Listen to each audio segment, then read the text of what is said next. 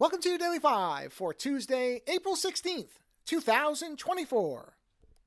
Aunt Pruitt, who was the guest host on the show a few weeks ago, had copied me or alerted me, or whatever term we're supposed to use, had basically alerted me to a story that I think somebody had alerted him to over on Twix, which is what I call the former Twitter now. A story that now has been on multiple different sites, and I'm sure if you follow technology news at all, or if you're some kind of creative professional, you've probably heard mention that Adobe has apparently been used, or has used, see, this is exactly where I'm going to go with this. There are reports that at some point in the process of training the Firefly generative AI system, Adobe used some portion of assets from the Midjourney generative AI tool.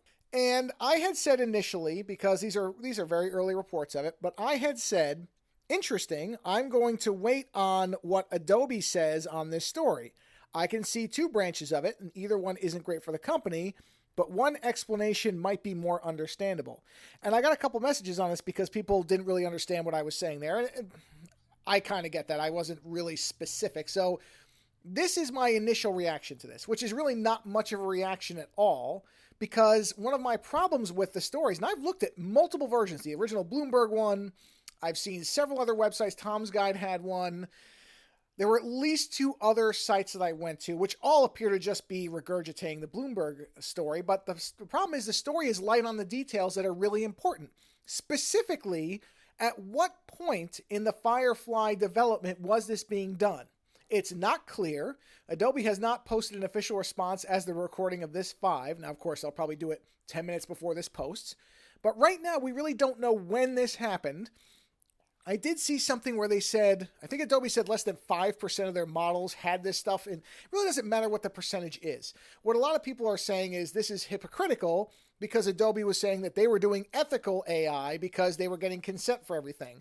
And because Midjourney does not require consent, its inclusion in the Adobe data renders it unethical to some degree or by some percentage or whatever you want to look at.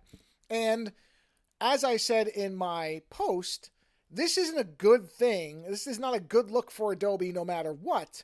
But depending on when this was done, and here's something else, there is still not a legal consensus on what Midjourney is doing as far as I know. There's still multiple court cases going on for this. So depending on what the understanding was at the time this data was used, it is entirely reasonable, if perhaps a little bit questionable judgment-wise, that Adobe might have felt that they were actually still adhering to their ethical guidelines. We just don't know because we haven't gotten a really thorough response from Adobe. And if it is in fact 5%, and if this was done early on, when again, some of these legal questions may not have even been introduced yet, then I'm not sure how big a deal this really is. Now, if this was done knowing that, that there was all this controversy around the tool, if this was done well into its release, it becomes more troublesome. That said, let's keep in mind that Adobe is not a benevolent company that exists to make all humankind better. Certainly their subscription plan will tell you that. They are out to make money. So would I be deeply shocked if they had made a decision that reflected a better bottom line as opposed to transparency and honesty with their consumers or customers? I wouldn't be shocked at all. I wouldn't be thrilled about it, but it wouldn't surprise me. But again, right now, all we have is what, to me, is an initial report of something. I'm not saying it's not factual. I'm not saying it's not reflecting truth.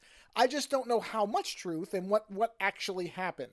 So that's where I think the two branches lie. Depending on how early this was and what Adobe really knew or accepted as ethical at that point, this may not be as much of a huge thing as some people are making it out to be. But we really just have to wait because, like I said, this is what feels to me like the first report on something without the details. So those are the two, that's the detail that will tell me how much of a knowingly unethical move this was. I'm not even saying what that means or what people should think of it. I'm just saying right now, I don't know that I can come down with a real decision on how much Adobe knowingly did wrong here. And until we have more details of the story, again, specifically in the form of what Adobe's response is, which I'm sure they're calculating because I'm sure a lot of people are looking at them. But until we know that detail, then right now all we have is a report of something, but we really don't know what it actually means. Later.